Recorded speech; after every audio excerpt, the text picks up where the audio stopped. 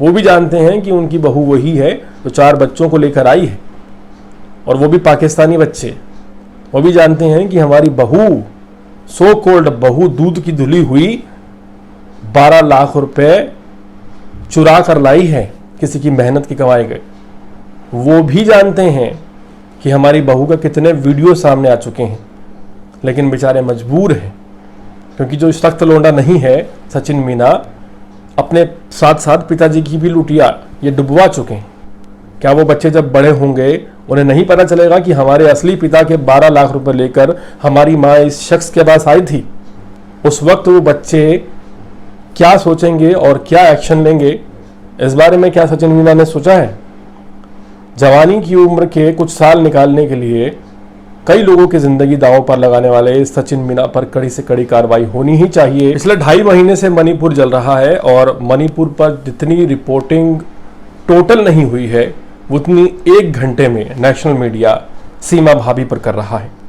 हालांकि सीमा भाभी पर बड़े बड़े खुलासे हो रहे हैं, लेकिन सोचने की बात यह है कि जब हमारा मीडिया टीआरपी के पीछे भागता है तो फिर खबरें दब जाती हैं, और सेंसिटिव जो इश्यूज हैं जिन पर मीडिया को काम करना चाहिए वो कहीं लुप्त हो जाते हैं।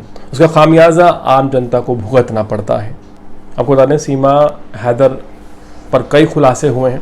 सीमा हैदर पर जो ताज़ा खुलासा हुआ है वो ये है कि सीमा ने अपना फ़ोन खुद तोड़ दिया था, और तकरीबन 70 के करीब ऐसी चैटिंग्स हैं जो उसने खुद डिलीट कर दी थी।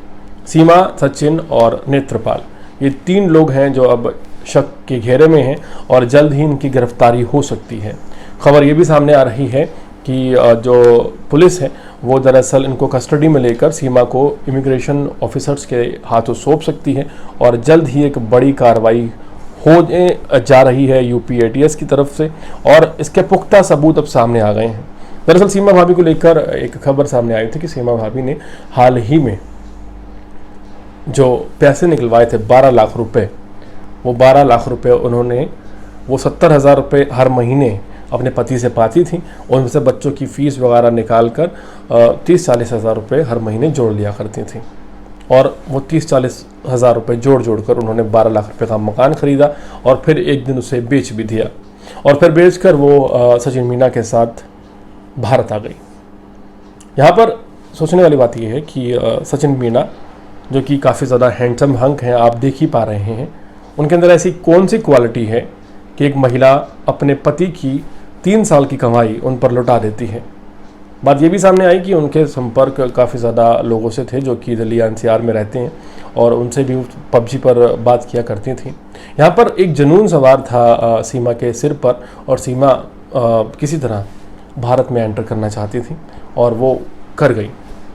हाल फिलहाल आपको बता दें कि सीमा हैदर मरियम खान है, ऐसा वो कई बार बता चुकी हैं अपने रिपोर्ट्स में, और उन्होंने कहा है कि वो मरियम खान के नाम से ही अपनी आईडीज़ बनाया करती थी, बिकॉज उनका असली नाम मरियम खान है। और चौंकाने वाली बात यह है कि सीमा जिस वक्त नेपाल में थी, उन्होंने अपना नाम डिसाइड कर लिया था कि नाम उनका सीमा होगा, जैसे उन्हें बार बार सीमा नाम चेंज करना नहीं पड़ेगा। और अगर बात की जाए हिंदुत्व कम्युनिटी में, तो वो आसानी से शामिल हो जाएंगी। यहीं पर एक खुलासा और होता है कि नेपाल के एक होटल में उन्होंने बाकायदा पैसे देकर मेकअप आर्टिस्ट को बुलाया था, और वहाँ पर उन्होंने 3 से 4 दिन प्रॉपर मेकअप भी करवाया था, और ट्रेनिंग भी ली थी कि एक भारतीय महिला की तरह वो कैसे दिख सकती हैं। तो ये जो आप चीज़ें समझ पा रहे हैं कि पूरी फुल प्रूफ प्लानिंग कि भारत में जाना है, और इस तरह से जाना है कि भारत उन्हें हमेशा के लिए रखने पर मजबूर हो जाए। खबरें ये भी हैं कि उन्हें वीज़ा मिल सकता है, क्योंकि पशुपतिनाथ के मंदिर में उन्होंने शादी कर ली है सचिन मीना से, और अब वो एक हिंदू लड़की हैं और हिंदू लड़के की बहू हैं, तो इसलिए अब उन्हें वीज़ा दे देना चाहिए। एक तरफ वीज़ा की डिमांड हो रही है, दूसरी तरफ ये कहा जा रहा है कि उन्हें पाकिस्तान वापस छोड़ दिया जाए।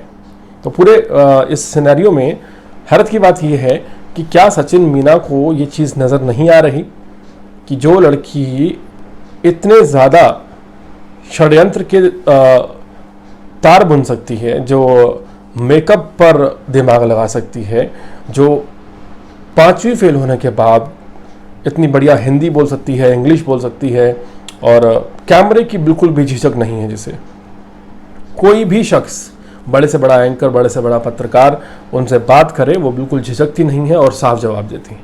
और यही हाल उनका एटीएस के सामने। और खैर एटीएस के सामने जब वो जवाब देती हैं तो एक एक बात का जवाब उनके पास होता है। उनके पास इस बात का भी जवाब है कि वो 5वीं फेल होने के बावजूद फराटेदार इंग्लिश कैसे बोल लेती हैं, वो कुरान के ऊपर बात क्यों नहीं करती, वो नबियों के ऊपर बात क्यों नहीं करती, वो कलमों के ऊपर बात क्यों नहीं करती। इसका भी सटीक जवाब देती हैं कि मैं अब एक हिंदू लड़की हूँ और मैं ठीक नहीं समझती कि इस पर बात की जाए। उनसे पूछा जाता है कि आखिर वो हिंदी कैसे बोल लेती हैं इतनी बढ़िया, तो कहती हैं कि सचिन मीना की मोहब्बत में मैं हिंदी बोल लेती हूँ। तो सचिन मीना की मोहब्बत में जो हिंदी बोलने की बात कही जा रही है, इस पर आप भी सोचिए कि कैसे एक पॉलिटिकल लीडर की तरह उनके पास हर बात का पुख्ता जवाब रहता है। एक लड़की जो कि एवरेज पढ़ी लिखी है, एक लड़की जो कि यूएसए से नहीं है, पाकिस्तान के कराची के एक छोटे से मोहल्ले से है जहां मैक्सिमम पंजाबी बोली जाती है और सिंधी बोली जाती है, वो फराटेदार हिंदी बोलती है, उर्दू का एक लफ्ज़ उसे नहीं आता। और उसके अलावा उसका दिमाग इतना चलता है कि वो दिल्ली एनसीआर के कई लड़कों को मैसेज करती है, पबजी के थ्रू अप्रोच करती है। और सचिन मीना प्यार में डूबे हुए हैं।